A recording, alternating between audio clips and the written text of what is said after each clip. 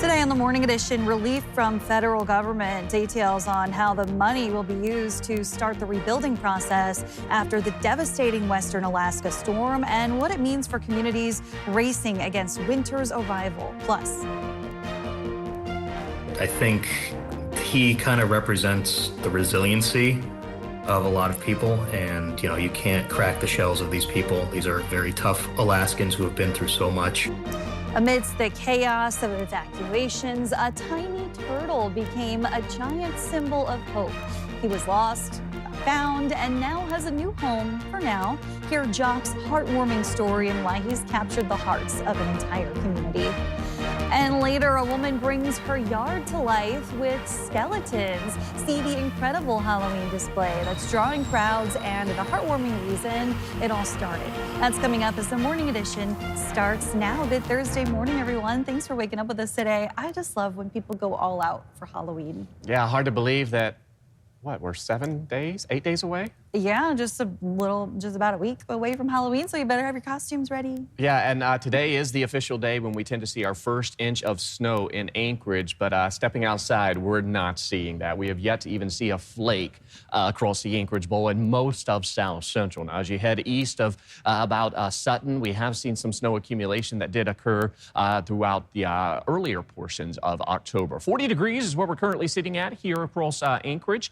We've got some calmer winds. Yesterday, we did see some breezy conditions. We've still got some rain with us for coastal areas, and this rain will stay with us to close out the week. 37 in Palmer, 40 degrees in Anchorage, 36 in Talkeetna.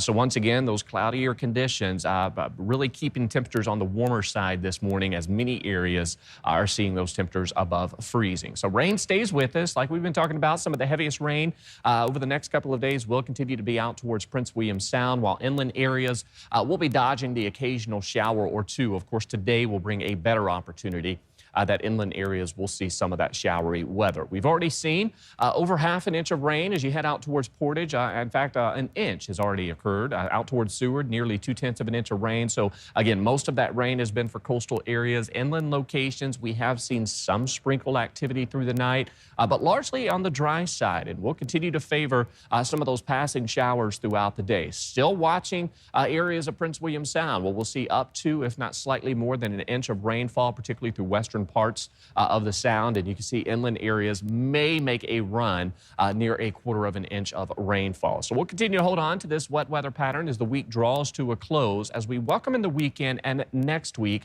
we'll see those temperatures take a downward turn across South Central. I'll have more on that in that 7-day forecast for you coming up.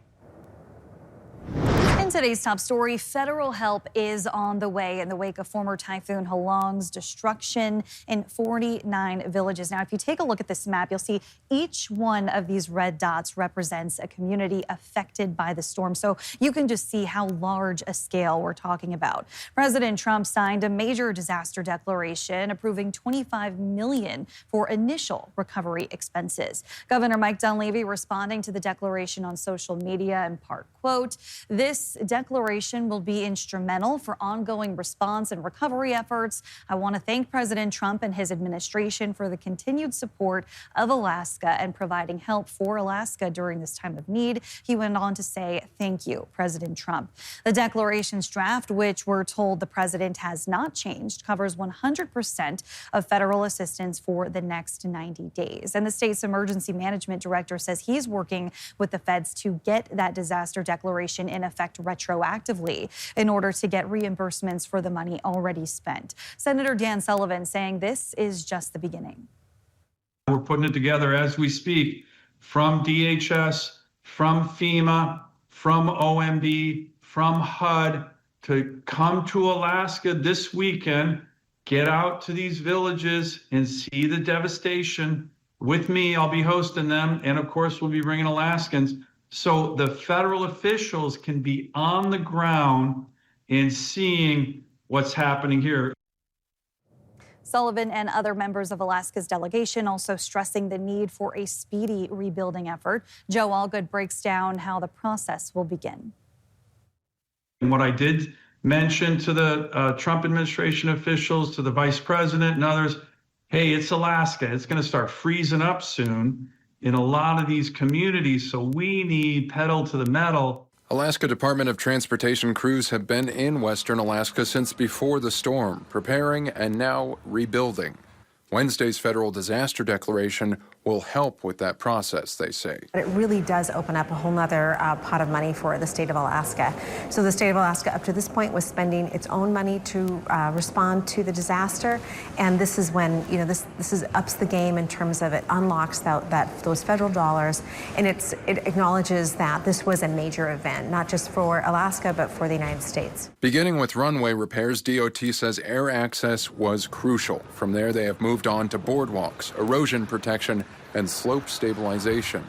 The window of time before winter is quickly closing, but even then, they say there is still some work that can be done. So some things will have to be curtailed, like once we have river freeze up, it's more difficult to bring in those gravel barges, for example. But there's a lot of electric work that needs to happen. There's plumbing work that needs to happen. There's a lot of things that we can continue to do as a state. Joe Allgood, Alaska's news source. Meantime, Anchorage School District officials say they're doing everything they can to make 140 students from Western Alaska feel at ease in the classroom. As I speak to more families involved in this, there's culture shock.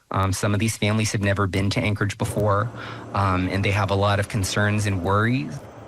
ASD says enrollment is still ongoing with College Gate, Wendler, and East High School seeing new students in its classrooms. The district says they're also looking to reunite students and teachers, with some teachers from Western Alaska choosing to reside in Anchorage.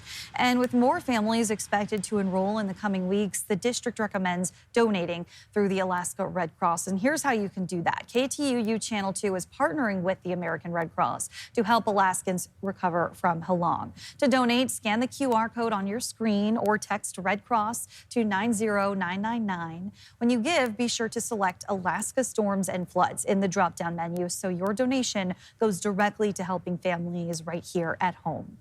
Meantime, Alaska Native leaders are joining forces to help feed and heal displaced families. Sober Mute, the Anchorage Native Community Council, hosted a gathering to build the Emergency Traditional Foods Program. The plan aims to provide traditional foods and culturally grounded care for those displaced by recent disasters. Attendees shared a potluck of traditional Alaska Native dishes, but organizers say it's about more than just the food. Some elders, they get sick, they come here and we provide them food, natural food, and they get better. Some of it is very healing. We have herbs and plants that we pick, some for our eyes, some for illness, some for just continued health. Moose meat and seal meat and things like that are nourishing to us. They plan to host more of these potlucks and are working to find more resources to import subsistence meats across the state. Well, they say slow and steady wins the race, and it was certainly true in this case. Jace Bertrand has the story of how a turtle became a symbol of hope for some Western Alaskans.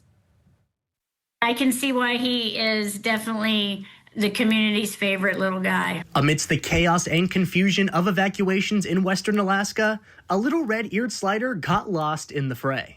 Our rescued turtle, we were told, was in the village of Quig, and that he needed to be rescued immediately, as fast as we could possibly get him. We were afraid the turtle had escaped with one of the civilians that lived in Quig and got loose in the Chinook after many minutes of searching a ginormous Chinook for a turtle. He was actually the whole entire time safe in his tank in the school of Quig. After rescue workers secured the turtle they named Jock, an acronym for the Joint Operations Center, Jock was put under the care of Jackie Klecka, an assistant vet technician in Bethel. Our children grew up with a turtle here, and I think the person that suggested us knew that we had the setup for a turtle, and a very nice setup, so we were the correct family to call. Despite spending a few days alone, Jock was able to stay in good health. He's pretty active, but he does have some missing parts of his shell, and we have a special light here for him that I can put him under that'll help with that. The turtles usually regenerate. I'm hoping those parts that came off will regenerate on him, but he should be able to live regardless. Jock's original owner was soon located in Anchorage, and the Alaska Division of Homeland Security worked to book the little reptile a flight from Bethel. Alaska Airlines has been phenomenal through the whole entire process of this horrendous event that these communities have gone through. Right after Jock buckled up, he was taken off the plane, as his owner decided the pet should stay with Kleka until he could return to Quigilingok School. I think he's going to have a nice life here, and whoever needs to visit him is welcome to visit him. A little turtle, but a big impact on his community. Jace Bertrand, Alaska's news source. Well, KTVF in Fairbanks is wrapping up its annual coat drive and distributing 1,400 pounds of winter gear to nonprofits around the interior. It's a partnership with United Way of the Tanana Valley, and we're not just talking about coats. It's hats, gloves, boots, snow pants, and more. Some have already gone out to evacuees of former Typhoon Halong in Fairbanks, and the rest will be picked up by United Way's partner agencies and head to community members in need. Seeing the community show up with so many coats and everyone willing to help really is just an amazing feeling. Everybody's going, there's a lot of hard things going on right now, but seeing that our community still has a bright spot, still is able to give what they can, just makes my heart full, and it really shows that we're the Golden Heart City. After local nonprofits have taken what they need, whatever is left will be opened to the public. And we'll continue to share stories of the lives who have most been impacted by the storm this week with a special hour-long broadcast. The Healing from Halong special airs from 6 to 7 Friday night on KTUU Channel 2. Coming up, for years, parents were told to avoid peanuts for babies. Now, research shows the opposite is true, and it's making a huge difference. We'll tell you when and how to introduce peanuts to your little ones to help prevent life-threatening allergies. Still holding on to some rain across the Gulf Coast region. I'll have more on that and cooler weather heading our way into the weekend. But first, sunrise, 9:04 in Anchorage, 7:53 in Juneau. Your full forecast is next.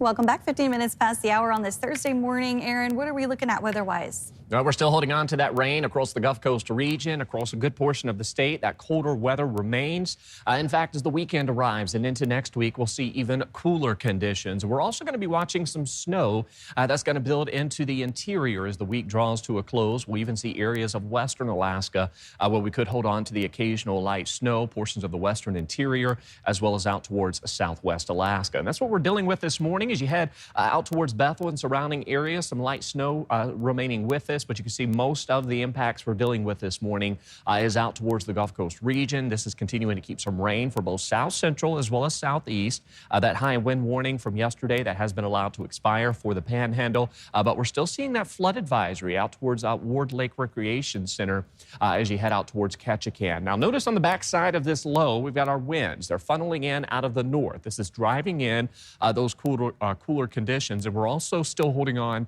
to some breezy weather for areas of western and southwest Alaska. This is going to lead to some wind chills remaining in the teens and the 20s for most of the day. So notice those winds have been gusting anywhere from about 25 to 40 miles per hour across the state. It's going to be a windy day or breezy day across the slope with some snow to be expected. Of course, the heaviest activity will be east of about Prudhoe Bay, where we'll see the potential for a couple of inches of that snow accumulation. But with these winds, we are seeing wind chills dipping down to 2 below in Anaktuvik, 23 in Unalakleet, 14 is what it feels like in Bethel, and we've even got wind chills out towards the Aleutians dropping into the 20s this morning. So we're beginning to see that return to some cooler conditions across the state, even expecting even cooler weather as we welcome in the weekend and next week. Now here across South Central, we will see those temperatures today nosing their way into the lower 40s. Like we did see yesterday, we'll hold on to some sunshine breaks. However, into the valley, we may actually see sunny conditions for a good portion of the day before that cloud coverage arrives into the evening. But we will see some occasional showers building inland. Most of that rain stays for coastal areas.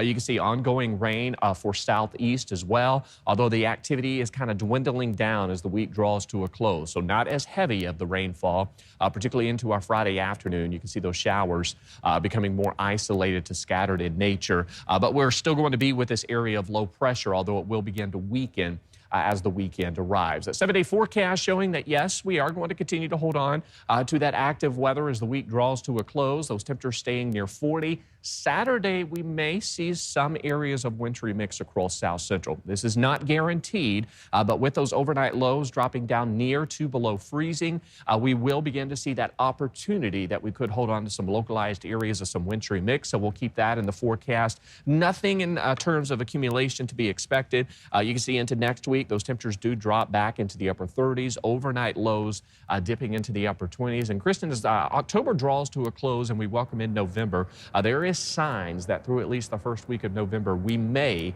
see our afternoon highs drop down near or below freezing. All right, getting cold out there. Thanks, Aaron. It's been a decade since a landmark study sparked new guidelines recommending peanut products be fed to young babies in order to help prevent the development of life-threatening allergies. Since then, peanut allergies have significantly declined in the U.S., according to a new study. Mandy Gaither takes a look at the data. For decades, parents were told to keep peanuts and nut products away from young children until age 3. But in 2015, research caused experts to flip-flop. The current guidelines say introducing these foods in infancy can actually help prevent food allergies. The end goal is to see this tide turn. A new study published in the journal Pediatrics determined about 60,000 children have avoided food allergies since guidelines changed, including 40,000 children who otherwise would have developed peanut allergies. Still, about 8% of children are affected by food allergies, including more than 2% with a peanut allergy. There's been a lot of fear. Dr. Ruchi Gupta says that fear may have stopped some from following the guidelines, but she says parents should start introducing peanut products as soon as their baby is ready to eat solid foods, usually around 4 to 6 months. Use like peanut butter, smooth peanut butter, and then thin it out with breast milk, formula, applesauce, whatever you desire. And then slowly introduce it to your baby. A little bit on the lip, let them lick it, add a little bit more. Gupta says when introducing peanut products, parents should watch out for signs of an allergy like rash, hives, and vomiting. She says those are the most common symptoms in babies with a food allergy. But if they eat it just fine, then I recommend just keeping it in their diet, keeping it in 2 to 3 times a week. And hopefully, that way they go on to enjoying it. For Health Minute, I'm Mandy Gaither. Dr. Gupta says the more different foods parents can introduce children at a young age, the better. She says that includes other allergenic foods like yogurt and eggs. Thanks for listening to our podcast. Click subscribe so you can get the latest podcasts from Alaska's news source automatically and stay up to date with breaking news and in-depth reporting available for free 24/7 with the Alaska's news source app.